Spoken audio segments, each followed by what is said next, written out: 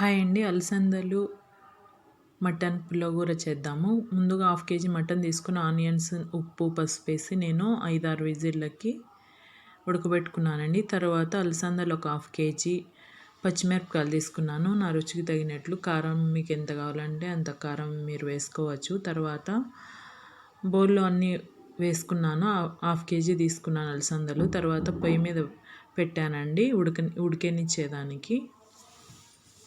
బాగా 3/4% ఉడికిపోవాలి అలసందలు. తర్వాత రుచికి తగినంత ఉప్పు వేసుకొని బాగా ఉడికిపోయాయి చూడండి. ఉడికిపోయిన తర్వాత పచ్చిమిరపకాయలు పక్కకు తీసుకొని అలసందల్లో ఉండే నీళ్ళన్నీ పారేయాలండి.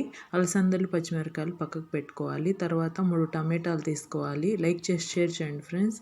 3 టమాటాలు, 2 ఆనియన్స్ కోసి పెట్టుకున్నాను. తర్వాత కడాయి పెట్టేసి కడాయిలో 3 స్పూన్ల ఆయిల్ వేసుకోవాలి. 3 స్పూన్ల ఆయిల్ వేసుకున్న తర్వాత ఆనియన్స్ వేసుకొని వేయించుకోవాలి.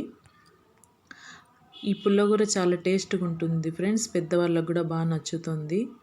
పుల్లగా బాగుంటుంది. ఆనియన్స్లోనే పచ్చిమిరపకాయలు వేసేసి ఎర్రగా వేయించుకోవాలి. మనం ఉడకబెట్టుకున్నాం కదా, ఆ పచ్చిమిరపకాయలు వేసేయాలి. తర్వాత 3 టమాటాలు వేసి ఎర్రగా వేగిన తర్వాత మనం ఉడకబెట్టుకున్న అలసందలు కూడా వేసుకొని బాగా ఉడకనివ్వాలి నూనెలో.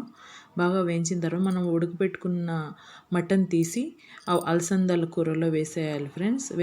వేసేసిన తర్వాత కొన్ని వాటర్ వేసుకొని మళ్ళీ కొంచెం సేపు ఉడకనివ్వాలి. తర్వాత 3 పెద్ద సైజు నిమ్మకాయలు తీసుకున్నాను ఫ్రెండ్స్. తర్వాత కొంచెం కొత్తిమీర తీసుకున్నాను నేను. కొత్తిమీర వేయడం వల్ల బాగుంటుంది. తర్వాత ఉడికిపోయిన తర్వాత కొత్తిమీర లాస్ట్లో వేయాలి ఫ్రెండ్స్.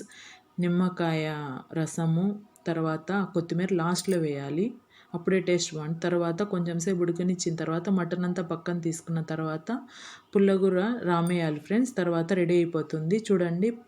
బాగా టేస్ట్గా బాగుంటుంది.